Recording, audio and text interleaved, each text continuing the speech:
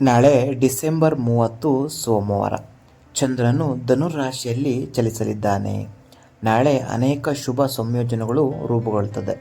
ನಾಳೆ ವಿಶೇಷವಾದಂತಹ ಶಕ್ತಿಶಾಲಿಯಾದಂತಹ ವರ್ಷದ ಕೊನೆಯ ಒಂದು ಅಮಾವಾಸ್ಯೆ ಇದೆ. ಈ ಅಮಾವಾಸ್ಯೆ ಮುಗಿದ ನಂತರ ಈ 5 ರಾಶಿಗಳಿಗೆ ವಿಶೇಷವಾದ ರಾಜಯೋಗ ಶುರುವಾಗ್ತಾ ಇದೆ.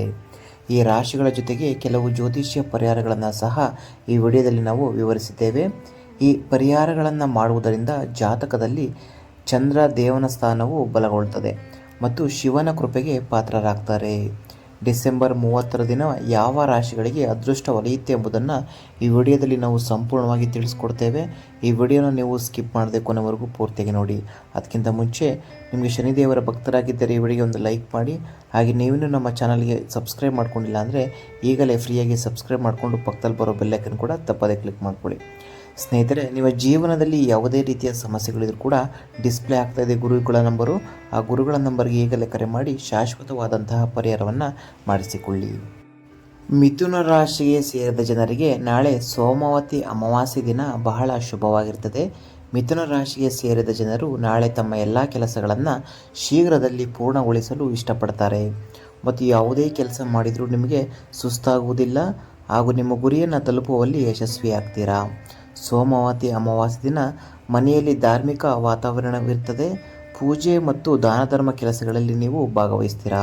ನೀವು ಆರ್ಥಿಕ ಸ್ಥಿತಿಯನ್ನು ಬಲಗೊಳಿಸಲು ನಿಮ್ಮಲ್ಲಿ ಯಾವುದಾದರೂ ಯೋಜನೆಗಳಿದ್ದರೆ ನಾಳೆ ಅವುಗಳನ್ನು ಪೂರ್ಣಗೊಳಿಸಿ ಮತ್ತು ನಿಮಗೆ ಉತ್ತಮ ಜಾಗದಲ್ಲಿ ಹೂಡಿಕೆ ಮಾಡುವ ಅವಕಾಶ ದೊರಕುತ್ತದೆ. ನೀವು ಪಾಲುದಾರಿಕೆಯಲ್ಲಿ ವ್ಯವಹಾರವನ್ನು ಶುರು ಮಾಡಬೇಕೆಂದರೆ ನಾಳೆ ಉತ್ತಮ ದಿನ ಅಂತಲೇ ಹೇಳ್ಬೋದು. ಸಂಜೆ ನೀವು ಪ್ರೀತಿ ಪಾತ್ರರೊಂದಿಗೆ ಮೋಜು ಮಸ್ತಿಯಿಂದ ಕೂಡಿದ ಸಮಯವನ್ನು ಕಳಿತೀರ. ಈ ಒಂದು ಮಿಥುನ ರಾಶಿಯವರಿಗೆ ಪರಿಹಾರ ಹೇಳುವುದಾದರೆ ಸೋಮವತಿ ಅಮಾವಾಸ್ಯೆ ದಿನದಂದು ಸ್ನಾನ ಮತ್ತು ದಾನಕ್ಕೆ ವಿಶೇಷ ಮಹತ್ವವಿದೆ. ಈ ದಿನ ಪೂರ್ವಜರಿಗೆ ಪ್ರಾರ್ಥನೆಯನ್ನು ಸಲ್ಲಿಸಿ ಮತ್ತು ಶಿವನಿಗೆ ಪ್ರಾರ್ಥನೆಯನ್ನು ಸಲ್ಲಿಸಿ. ಈ ರೀತಿ ಮಾಡೋದ್ರಿಂದ ನಿಮಗೆ ಒಳ್ಳೆಯದಾಗುತ್ತೆ. ನಾಳೆ ಸಿಂಹ ರಾಶಿಗೆ ಸೇರಿದ ಜನರಿಗೆ ಲಾಭದಾಯಕವಾಗಿರ್ತದೆ. ಸಿಂಹ ರಾಶಿಗೆ ಸೇರಿದ ಜನರ ನಾಳೆ ತಮ್ಮ ಸಂಗಾತಿಯೊಂದಿಗೆ ಆನಂದಮಯವಾದ ಕ್ಷಣಗಳನ್ನು ಕಳೀತಾರೆ ಮತ್ತು ನಿಮಗೆ ಹಣದ ಕೊರತೆ ಇರುವುದಿಲ್ಲ ಹಾಗೂ ನಿಮ್ಮ ಮನೆಯ ಎಲ್ಲ ಜವಾಬ್ದಾರಿಗಳನ್ನು ಸುಲಭವಾಗಿ ಪೂರ್ಣಗೊಳಿಸ್ತೀರಾ. ಶಿವನ ಕೃಪೆಯಿಂದಾಗಿ ನಾಳೆ ನಿಮಗೆ ಧನಲಾಭವಾಗುವ ಯೋಗವಿದೆ. ಇದರೊಂದಿಗೆ ಸಂಪತ್ತನ್ನು ಖರೀದಿಸುವಿರಿ ಮತ್ತು ನಿಮ್ಮ ಧನ ಸಂಪತ್ತು ವೃದ್ಧಿಯಾಗ್ತದೆ. ಈ ರಾಶಿಗೆ ಸೇರಿದ ವಿದ್ಯಾರ್ಥಿಗಳು ನಾಳೆ ಶಿಕ್ಷಣಕ್ಕೆ ಸಂಬಂಧಿಸಿದ ಸಮಸ್ಯೆಗಳಿಂದ ಮುಕ್ತಿಯನ್ನು ಪಡೆಯುವುದರಲ್ಲಿ ಯಶಸ್ಸು ಗಳಿಸ್ತಾರೆ. ನೀವು ಹೊಸ ವ್ಯಾಪಾರವನ್ನು ಶುರು ಮಾಡಬೇಕೆಂದು ಯೋಚಿಸ್ತಾ ಇದ್ದರೆ ನಾಳೆ ನಿಮಗೆ ಶುಭ ದಿನವಾಗಿರ್ತದೆ. ಹೊಸ ಕೆಲಸವನ್ನು ಹುಡುಕುತ್ತಿರುವವರಿಗೆ ನಾಳೆ ಶುಭ ಸುದ್ದಿ ಲಭಿಸ್ತದೆ ಅಂತಲೇ ಹೇಳ್ಬೋದು. ಹಾಗೆ ಮನೆಯಲ್ಲಿ ಸುಖ ಶಾಂತಿ ನೆಲೆಸ್ತದೆ ಮತ್ತು ಮನೆಯ ಎಲ್ಲ ಸದಸ್ಯರು ಪರಸ್ಪರ ಸಂಪೂರ್ಣ ಬೆಂಬಲವನ್ನು ನೀಡ್ತಾರೆ. ಈ ಒಂದು ರಾಶಿಯವರಿಗೆ ಪರಿಹಾರ ಹೇಳುವುದಾದರೆ ಅಮಾವಾಸ್ಯೆ ದಿನದಂದು ಉಪವಾಸವನ್ನು ಆಚರಿಸಿ ಮತ್ತು ಅರಳಿ ಮರವನ್ನು ಪೂಜಿಸಿ, ಜೊತೆಗೆ ತುಳಸಿಯನ್ನು ಪೂಜಿಸಿ ಮತ್ತು 108 ಬಾರಿ ಪ್ರದಕ್ಷಿಣೆಯನ್ನು ಹಾಕಿ. ಇನ್ನು ತುಲಾ ರಾಶಿಗೆ ಸೇರಿದ ಜನರಿಗೆ ನಾಳೆ ಸೋಮವತಿ ಅಮಾವಾಸ್ಯೆ ದಿನ ಸುಖಮಯವಾಗಿರ್ತದೆ. ತುಲಾ ರಾಶಿಗೆ ಸೇರಿದ ಜನರು ನಾಳೆ ಬೆಳಗ್ಗೆಯಿಂದಲೇ ಉತ್ಸಾಹದಿಂದ ಇರ್ತಾರೆ ಮತ್ತು ಉತ್ತಮ ಆರೋಗ್ಯದಿಂದ ಸಂತೋಷವನ್ನು ಹೊಂದ್ತಾರೆ.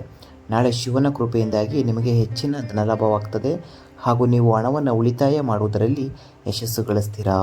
ಇದರಿಂದಾಗಿ ನಿಮ್ಮ ಆರ್ಥಿಕ ಸ್ಥಿತಿ ಬಲಗೊಳ್ಳುತ್ತದೆ ಮತ್ತು ಬ್ಯಾಂಕ್ ಬ್ಯಾಲೆನ್ಸ್ ಹೆಚ್ಚಾಗಲಿದೆ.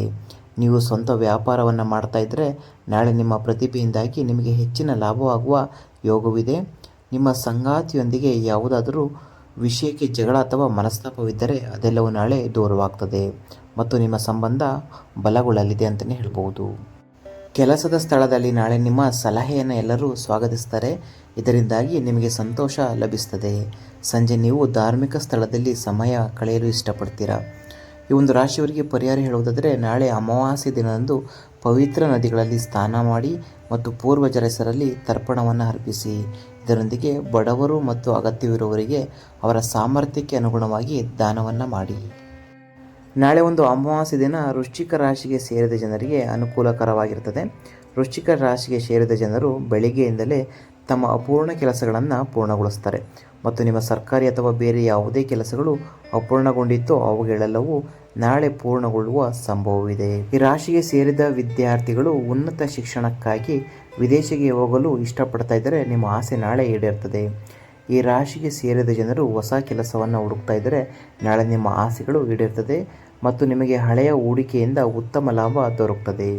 ನೀವು ಯಾವುದಾದರೂ ನ್ಯಾಯಾಲಯಕ್ಕೆ ಸಂಬಂಧಿಸಿದ ವಿಷಯಗಳಲ್ಲಿ ಸಿಲುಕಿದ್ದರೆ ನಾಳೆ ನಿಮಗೆ ಅದರಿಂದ ಮುಕ್ತಿ ದೊರಕುವ ಸಾಧ್ಯತೆ ಇದೆ ಅಂತಲೇ ಹೇಳ್ಬೋದು. ಈ ಒಂದು ರಾಶಿಗೆ ಪರಿಹಾರ ಹೇಳುವುದಾದರೆ, ನಾಳೆ ಅಮಾವಾಸ್ಯೆಯ ದಿನದಂದು ಶಿವಲಿಂಗಕ್ಕೆ ಮೊಸರು, ಹಸುವಿನ ಹಾಲು ಮತ್ತು ಜೇನುತುಪ್ಪದಿಂದ ಅಭಿಷೇಕವನ್ನು ಮಾಡಿ ಕಪ್ಪು ಎಳ್ಳನ್ನು ಸಹ ಅರ್ಪಿಸಿ. ಜೊತೆಗೆ ಶನಿ ದೇವಾಲಯದಲ್ಲಿ ಕಪ್ಪು ಅಥವಾ ನೀಲಿ ಹೂಗಳು, ಕಪ್ಪು ಎಳ್ಳು, ಕಪ್ಪು ಬಟ್ಟೆ, ಸಾಸಿವೆ, ಎಣ್ಣೆ ಇತ್ಯಾದಿಗಳನ್ನು ಈ ದೇವರಿಗೆ ಅರ್ಪಿಸಿ. ಇನ್ನು ಧನು ರಾಶಿಗೆ ಸೇರಿದ ಜನರಿಗೆ ನಾಳೆ ಈ ಅಮಾವಾಸ್ಯೆ ದಿನ ಸಕಾರಾತ್ಮಕವಾಗಿರ್ತದೆ. ಧನು ರಾಶಿಗೆ ಸೇರಿದ ಜನರು ನಾಳೆ ಧಾರ್ಮಿಕ ಕಾರ್ಯಕ್ರಮದಲ್ಲಿ ಭಾಗವಹಿಸ್ತಾರೆ ಮತ್ತು ದಾನ ಪುಣ್ಯಗಳಿಗಾಗಿ ಸ್ವಲ್ಪ ಹಣವನ್ನು ಖರ್ಚು ಮಾಡ್ತೀರಾ. ಮಕ್ಕಳ ಅಗತ್ಯಗಳನ್ನು ಪೂರ್ಣಗೊಳಿಸುವಲ್ಲಿ ನಾಳೆ ನೀವು ಯಶಸ್ಸು ಗಳಿಸ್ತೀರಾ ಮತ್ತು ಸಂಪತ್ತು ಅಥವಾ ವಾಹನವನ್ನು ಖರೀದಿಸಬೇಕೆಂದಿರುವವರು ಆಸೆ ನಾಳೆ ಈಡೇರ್ತದೆ. ಧನು ರಾಶಿಗೆ ಸೇರಿದ ವಿವಾಹಿತರಿಗೆ ನಾಳೆ ವಿವಾಹ ಯೋಗ ಕೂಡಿ ಬರ್ತದೆ. ಇದರಿಂದಾಗಿ ಮನೆಯ ಎಲ್ಲ ಸದಸ್ಯರು ಸಂತೋಷದಿಂದ ಇರುತ್ತಾರೆ. ಪ್ರೀತಿಯಲ್ಲಿರುವ ಈ ರಾಶಿಗೆ ಸೇರಿದ ಜನರು ನಾಳೆ ತಮ್ಮ ಸಂಗಾತಿಯೊಂದಿಗೆ ಭವಿಷ್ಯದ ಯೋಜನೆಗಳ ಬಗ್ಗೆ ಚರ್ಚೆಯನ್ನು ನಡೆಸ್ತಾರೆ. ಕೆಲಸ ಅಥವಾ ವ್ಯಾಪಾರವನ್ನು ಮಾಡುವ ಜನರಿಗೆ ನಾಳೆ ಉತ್ತಮ ದಿನವಾಗಿರುತ್ತದೆ. ನೀವು ನಿಮ್ಮ ಕೆಲಸದಿಂದ ಎಲ್ಲರನ್ನ ಆಕರ್ಷಿಸ್ತೀರಾ. ಸಹೋದರರೊಂದಿಗೆ ಯಾವುದಾದರೂ ವಿಷಯಕ್ಕೆ ಮನಸ್ತಾಪವಿದ್ದರೆ ಅವೆಲ್ಲವೂ ನಾಳೆ ದೂರವಾಗ್ತದೆ. ಈ ಒಂದು ರಾಶಿಯವರ ಪರಿಹಾರ ಹೇಳುವುದಾದರೆ, ಈ ಅಮಾವಾಸ್ಯೆ ದಿನದಂದು ಗಂಗಾಜಲ, ಸಕ್ಕರೆ, ಹೂವು, ಅಕ್ಕಿ ಮತ್ತು 5 ರೀತಿಯ ಸಿಹಿ ತಿಂಡಿಗಳನ್ನು ಅರಳಿ ಮರಕ್ಕೆ ಅರ್ಪಿಸಿ ಮತ್ತು 11 ಬಾರಿ ಪ್ರದಕ್ಷಿಣೆಯನ್ನು ಹಾಕಿ. ಶನಿದೇವರಿಗೆ ಸಾಸಿವೆ ಎಣ್ಣೆಯನ್ನು ಅರ್ಪಿಸಿದ ನಂತರ ಓಂ ಚಂದ್ರ ಮೌಳೇಶ್ವರಿ ನಮಃ ಎಂಬ ಮಂತ್ರವನ್ನು ಪಠಿಸಿ. ನೋಡಿದ್ರಲ್ಲ ವೀಕ್ಷಕರೇ, ಈ ಇಷ್ಟು ರಾಶಿಯಲ್ಲಿ ನಿಮ್ಮ ರಾಶಿ ಇದ್ದರೂ ಇಲ್ಲದೇ ಇದ್ದರೂ ಓಂ ನಮಃ ಶಿವಾಯ ಎಂದು ಕಮೆಂಟ್ ಮೂಲಕ ತಿಳಿಸಿ. ಈ ವಿಡಿಯೋನ ಶೇರ್ ಮಾಡಿ. ವಿಡಿಯೋ ನೋಡಿದ್ದಕ್ಕಾಗಿ ಧನ್ಯವಾದಗಳು. ಮುಂದಿನ ಒಂದು ವೀಡಿಯೋಸ್ಗಳಲ್ಲಿ ಸಿಗೋಣ. ಅಲ್ಲಿವರೆಗೂ ನೋಡ್ತಾ ಇರಿ ಜ್ಯೋತಿಷ್ಯ ರತ್ನ ಯೂಟ್ಯೂಬ್ ಚಾನೆಲ್. ಧನ್ಯವಾದಗಳು.